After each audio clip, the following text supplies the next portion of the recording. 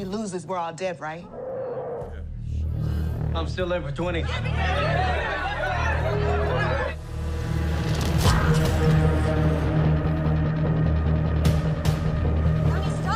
Let me go.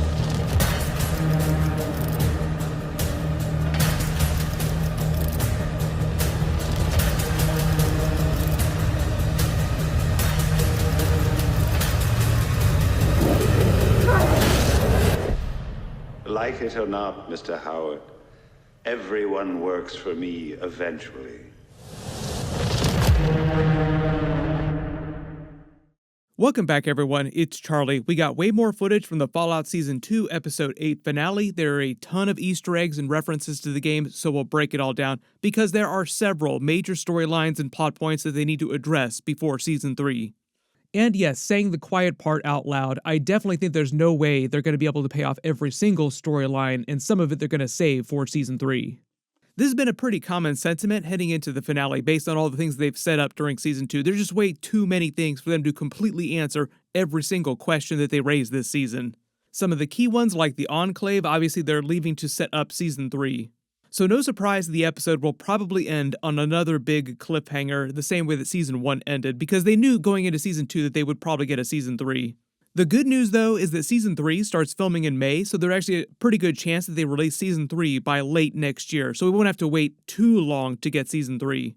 Just starting at the beginning of the trailer and working our way through shot by shot, talking about Easter eggs and WTF moments, Maximus is in the new version of the NCR power armor fighting the rest of the Deathclaws. There were multiple ones left at the end of Episode 7.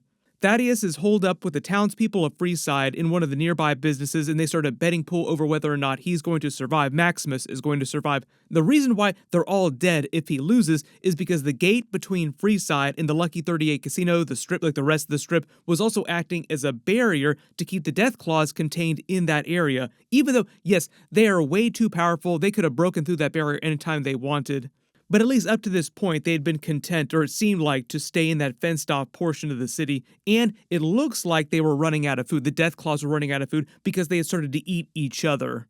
Now with Maximus and the Ghoul fighting them, pissing the Deathclaws off, the gate coming down, and the people of Freeside just gawking at them there in plain sight, they have basically just turned into a free Vegas buffet for the Deathclaws. If you've never been to real-life Las Vegas, everything you've heard about Vegas buffets are true. Some of them are wild.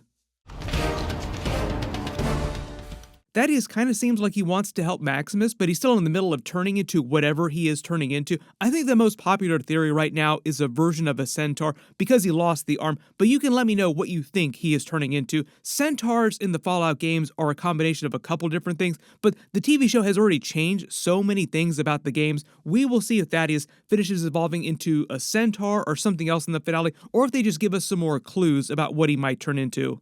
They might just wait for Season 3 for him to fully transform into whatever he's turning into. But back in the secret Vault Tech Company vault, Lucy starts interacting with the head of Congresswoman Welch, who's been a big part of the flashbacks. Notice she's wearing one of Mr. House's brain helmets that we saw Mr. House wearing in the flashbacks. All the nodes are plugged into the servers. This is also probably connected to the idea that Mr. House was building technology for Vault Tech, and Vault Tech was just secretly passing it to the Enclave, or the Enclave was using Vault Tech as a front company to get Mr. House to make tech that it wanted, like the mind control chips. Mr. House also said in the flashbacks that he didn't know who this other mystery player was, and it wound up being the Enclave. So at the time, when Mr. House was making all these things, he wasn't fully aware, as far as we knew, of the Enclave. So this is meant to explain how she wound up with Mr. House's brain helmet. You also notice they have a little feeding tube in her mouth that's meant to provide just enough sustenance to keep her head alive for the past 200 years. And based on the reveal of the President, Clancy Brown, President Krabs, make all the jokes you want, being the one in the flashbacks to take cold fusion from Cooper, and he was wearing Enclave colors and in the video game lore during his candidacy, the last human president, right or during his presidency, like during the actual election, he joined the Enclave. Probably the implication is that the Enclave approached him during his candidacy and said, "You can become president if you do what we tell you to do." Does this also mean that Welch was also full Enclave at the time, and how much did she know about the Enclave's plans? Or was she oblivious to all that, and the Enclave just took advantage of her and forced her into this helmet, this situation, using her to power their servers?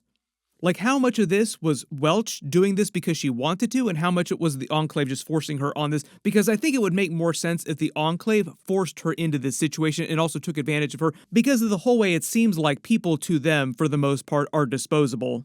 But if it wasn't clear, based on Hank's explanation in episode 7, it's her brain, which is conscious. Like, she'll probably speak to Lucy when she starts poking her head because she opens her eyes when Lucy gets real close to her. This also feels very Fallout New Vegas coded because of the state you find Mr. House in during the game inside his cryo chamber, wearing a version of that helmet. Welch's brain is sending commands to the mind control chips inside everybody, telling them how to behave, how to think, turning them into human robots, which is basically what the fake Mr. House told them in the flashbacks, what these chips were supposed to do. Well, we have to destroy the mainframe which programs the boxes, and that's in the basement. The automated worker, basically turning humans into robots.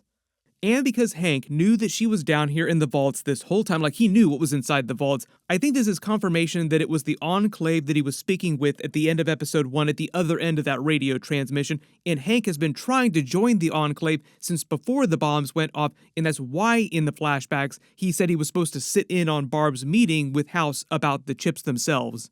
Because at the time, he was also secretly working for the Enclave with the hopes that they would promote him into their larger organization. He became more important to the Enclave. This is also probably why he continued their research this season when he came back to the company vault and came back to the chips to try and finish the job and become full Enclave. We also saw in the flashbacks earlier this season that he used the mind control chips, the more primitive version of the mind control chip, to destroy Shady Sands with the other bomb. And it is part of the Enclave's larger plan to take over the wasteland using the mind control chips, and then eventually the world using the miniaturized versions that we see Hank later in the trailer holding, showing to Lucy, like tiny version, which will probably continue to get even tinier to the point where people won't even realize that they're being chipped up. It'll just be something that happens without any resistance. Just because they're hyping up the mind control chips becoming more powerful and smaller, more miniaturized, don't you feel like it's a Chekhov's mind control chip situation where one of the main characters on the show here, like one of the big characters, is going to get chipped up by the end of the season? But the real question is, who will it be? Will Lucy get the chip? Will the Ghoul? Will Maximus get chipped up? You have to remember that the Ghoul just betrayed Lucy. I think there's a good chance they might put him in danger this time, and he gets chipped up, and Lucy is then forced to save him. And they make you wonder for a second, oh, is she going to hate him? Is she going to want to save him? Both Lucy and the Ghoul seem like they've traded off who saves who throughout the season. If you consider them a pair, she saves him from the noose at the beginning of the season, then he saves her from the Legion, and even though he's helping to save her by default, technically Maximus is the one that's trying to save her. The Ghoul still feels bad about sacrificing her for his family, so he probably ultimately also wants to save Lucy too. If you're really thinking about it, it should be Lucy's turn to save the Ghoul. That might be the big twist in the finale, so something happens to the Ghoul and Lucy is forced to try and save him. So if someone is going to get chipped up in the finale, like some mystery main character, it makes more sense for the Ghoul to be the one to get the chip. Then in the flashbacks, we see Cooper and Barb maybe leaving Las Vegas. The sign is another reminder that the bombs are about to drop. There's a poster for the Maxis magician in the background. Those posters were in Las Vegas and in New Vegas in default by present day. That's why it seems like they're still in Las Vegas in this scene. Then we go back to present day. We see the Vault 31 employees inside the Vault Tech headquarters getting ready to kill Norm, Claudia yelling at them to stop. I definitely think that Norm will survive here because they are all total idiots. So Norm and Claudia will either outsmart them with some ironic twist or they'll use bureaucracy against them because that seems like their big weakness. You're pretty sure the Vault Tech handbook says that, I mean. Somehow Norm will survive into season 3, and it definitely seems like Claudia is now Team Norm, so I think that Claudia also winds up surviving too.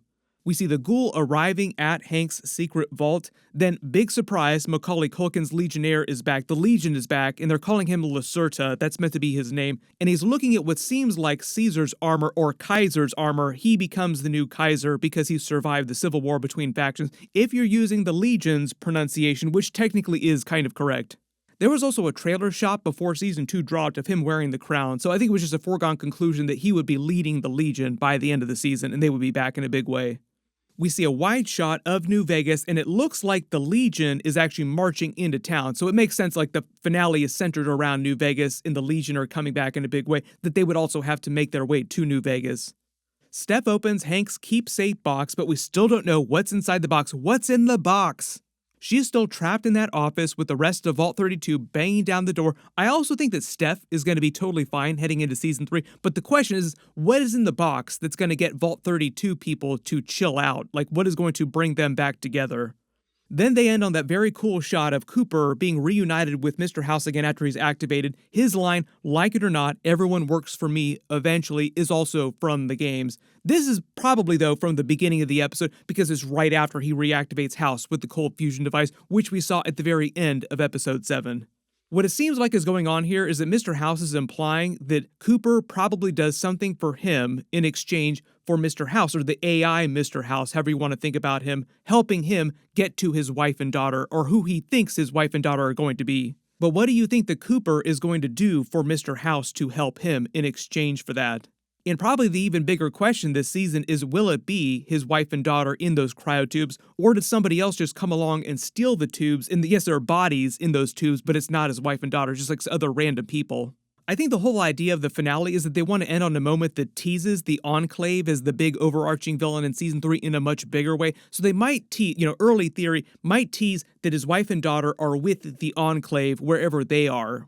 And who is going to be the overarching villain of season 3 if it's going to be the Enclave organization? Will it be the returned John Henry Eden or somebody else? Because I definitely think this whole Mr. House AI reveal here that they're ending the season on is meant to foreshadow the main villain of the Enclave in season 3 also being a big AI villain, which is just way, way worse. And if you're really thinking about big pulls from the video games, it just screams John Henry Eden because he is a big AI villain. Oh, my beautiful America, this is Malcolm McDowell, a.k.a. President John Henry Eden. We are a community, an enclave, a clique. Also, right now, that is the most topical thing that they could do for season 3. Like, AI in real life is like the thing people are afraid of, worried about taking their jobs. How's it going to change our lives, the economy just in general? So it just makes sense that Fallout rolls really hard into that because it feels so much more relevant. Everybody post all your reactions in the comments below, and if there's any Easter eggs or references from the trailer that I didn't talk about during the video, or big questions you have about storylines that you don't think they're going to wrap up in the finale, just let me know in the comments.